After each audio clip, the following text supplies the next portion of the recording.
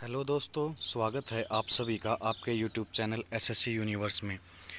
और दोस्तों, जैसा कि आप सभी जानते ही हैं कि हम अपने वीडियो में पढ़ते हैं और पढ़ रहे हैं भारतीय मध्यकालीन इतिहास के बारे में। अब तक हमने पढ़ा कि भारतीय मध्यकालीन इतिहास की शुरुआत कैसे होती है। उसके आगे हमने पढ़ा भारत पर होने वाले विदेशी मुस्लिम आक्रमणों के बारे में।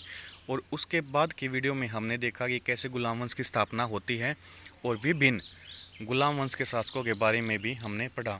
और दोस्तों, आज की वीडियो में इसी सिलसिले को बढ़ाते हुए हम गुलाम वंश के अगले शासकों के बारे में पढ़ेंगे। मेरी आपसे रिक्वेस्ट है कि अगर आपने मेरी पहले की वीडियो नहीं देखी तो प्लीज़ आप उन्हें देखिएगा, क्योंकि ये सभी जानकारियाँ और स्टडी मटेरियल आपस में रिलेटेड है।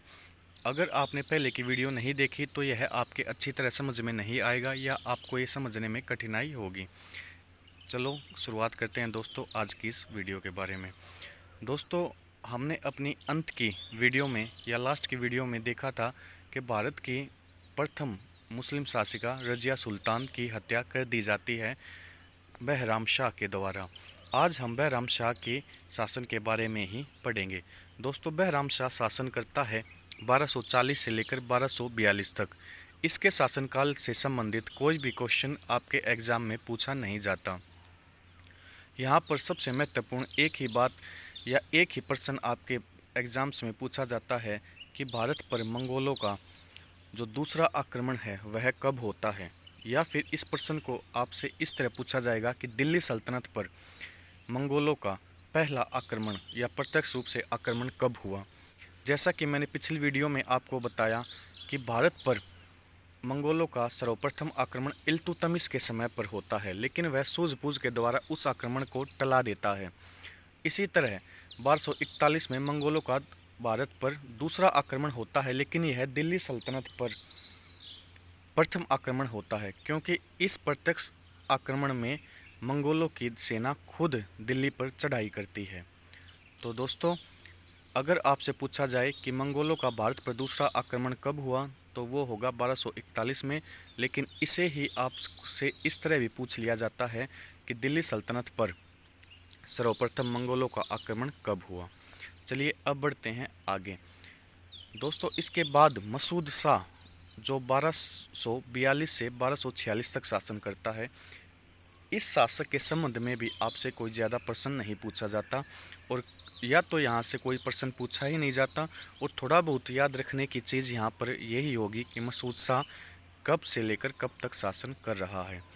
चलिए दोस्तों, अब बढ़ते हैं, हम अपने अगले शासक के बारे में बात करेंगे और यह है नसीरुद्दीन महमूद, जिसने 1246 से 1265 तक एक बहुत ही लंबे समय तक सुल्तान के रूप में शासन किया।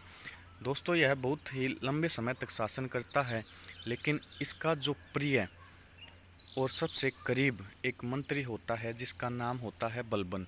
यह इसका सबसे प्रिय और प्रभावशाली मंत्री होता है। यह सिर्फ सुल्तान के रूप में कार्य करता है जो नसीरुद्दीन महमूद होता है, लेकिन सभी सारी शक्तियों का प्रयोग और अन्य सभी शक्तियों का प्रयोग अप्रत्यक्ष रूप से बलबन ही कर रहा होता है इसके शासनकाल में, क्योंकि यह इसके काफ़ी करीब था। जो बलबन है या था वो नसीरुद्दीन महमूद के काफ़ी करीब था और प्रिय होने के कारण इसकी सारी शक्तियों का प्रयोग उस समय इसके शासनकाल के दौरान करता है।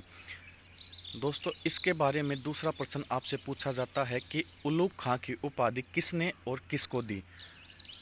तो जैसा कि आप सभी जानते हैं, नसीरुद्दीन महमूद ने उलूग खां की उपाधि बलबन को दी।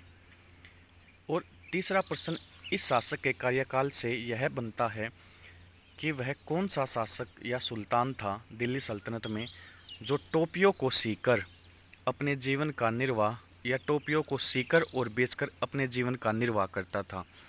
तो दोस्तों, उसका आंसर या फिर उसका उत्तर होगा नसीरुद्दीन महमूद, क्योंकि नसीरुद्दीन महमूद ही अपने शासनकाल में टोपियों को सीकर और उन्हें बेचकर अपने जीवन का निर्वाह करता था। अब दोस्तों, जैसा कि मैंने आपको बताया कि नसीरुद्दीन महमूद का सबसे प्रिय और प्रभावशाली मंत्री था बलबन, और बलबन ही आगे जाकर इसकी मृत्यु के बाद दिल्ली सल्तनत पर राज करता है और इसका शासनकाल रहता है 1265 से 1287 तक। और इतिहासकार यह भी मानते हैं कि इसने कम से कम 40 से लेकर 45 वर्ष यानी कि 1246 से लेकर 1287 तक जो सुल्तान था दिल्ली सल्तनत में वो बलबन ही रहा, क्योंकि नसीरुद्दीन महमूद तो सिर्फ उस समय नाम का ही सुल्तान था, उसकी सभी शक्तियों का वास्तविक रूप से प्रयोग बलबन ही कर रहा था। दोस्तों, सबसे पहले इसके सामने नसीरुद्दीन महमूद की मृत्यु होने के बाद एक चुनौती थी, वह थी इसके उत्तराधिकारियों को ख़त्म करना और दल चालीसा का अंत करना। और बलबन अपनी दोनों चुनौतियों को पूरा भी करता है। यह सबसे पहले उसके उत्तराधिकारियों की मृत्यु करता है या उन्हें मार देता है, और उसके बाद यह दल चालीसा को एक गुप्त अभियान पर भेजता है और पीछे से अपने सैनिकों को भेजकर उनको मौत के घाट उतार देता है। इस तरह वह नसीरुद्दीन महमूद के उत्तराधिकारियों और दल चालीसा का अंत कर देता है। आपसे परीक्षा में या एग्ज़ाम में पूछा जाता है कि दल चालीसा का अंत किसने किया, तो दल चालीसा का अंत बलबन ने किया। अब यह इसके उत्तराधिकारियों की मृत्यु के पश्चात, नसीरुद्दीन महमूद के उत्तराधिकारियों की मृत्यु के पश्चात और इसकी दल चालीसा का अंत होने के बाद जनता का विद्रोह हो जाता है अपने सुल्तान के लिए। लेकिन बलबन इस जनता के विद्रोह को दबाने के लिए लौह व रक्त की नीति का प्रयोग करता है। इसलिए आपसे यह भी क्वेश्चन पूछा जाता है कि लौह व रक्त की नीति का प्रयोग सर्वप्रथम किसने किया, तो वह किया बलबन ने। और इसने अपने कार्यकाल में सिजदा व पाबोस की शुरुआत भी की।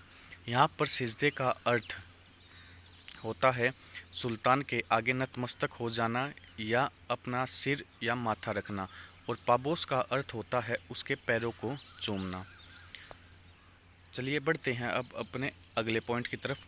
इसने ही, बलबन ने ही पारसी नववर्ष की शुरुआत की, जिसे नवरोज़ भी कहा जाता था, और यह आज भी 21 मार्च को मनाया जाता है।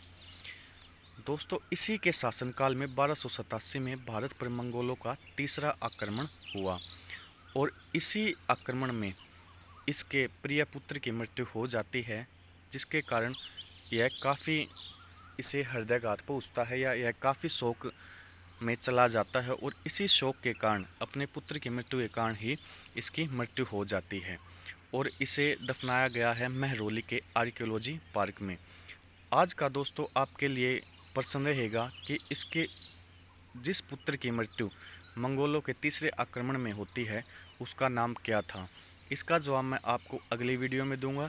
उससे पहले आप कमेंट करके इसके बारे में ज़रूर बताइएगा कि बलबन के उस पुत्र का नाम क्या था जिसकी मृत्यु 1287 में मंगोलों के तीसरे आक्रमण में होती है। कमेंट बॉक्स में दोस्तों आपको यह लिखना ज़रूर है। चलिए अब बढ़ते हैं अगले शासक के बारे में, जिसका नाम है कैकुकाबाद, जिसने शासन किया 1287 से 1290 तक। और जैसा कि आप सभी जानते हैं, इसके बारे में भी आपके एग्ज़ाम्स में नहीं पूछा जाता। शम्मुद्दीन कैमूरस, जिसका ने शासन किया 1290 में, यह भी परीक्षा की दृष्टि से महत्वपूर्ण नहीं है। इनके नाम और इन्होंने शासन कब किया वो जानना आपके लिए ज़रूरी था, और वह भी आपके लिए इनफ है। इससे और ज़्यादा क्वेश्चन इन दोनों शासकों से नहीं पूछे जाते। दोस्तों, इसके बाद भारतीय मध्यकालीन इतिहास में गुलाम वंश पर गुलाम वंश के बाद दिल्ली सल्तनत पर जो शासन करता है दिल्ली सल्तनत पर, वो होता है खिलजी वंश। दोस्तों, खिलजी वंश 1290 से 1320 तक शासन करता है। यह काफ़ी कम समय था, और यह भी आपसे प्रश्न पूछा जाता है कि वह दिल्ली सल्तनत पर कौन सा वंश है जिसका सबसे कम समय रहा, तो वह वंश है 1290 से 1320 तक खिलजी वंश का। इसने हालांकि काफ़ी कम समय तक शासन किया, लेकिन इसमें कई शासक काफ़ी महत्वपूर्ण रहे। चलिए बात करते हैं इसके संस्थापक की, जिन्होंने इसकी स्थापना की। दोस्तों, जलालुद्दीन फिरोज खिलजी, जिनका शासनकाल रहा 1290 से 1296 तक, ने खिलजी वंश की स्थापना की। और दोस्तों, ये ही खिलजी वंश के संस्थापक थे।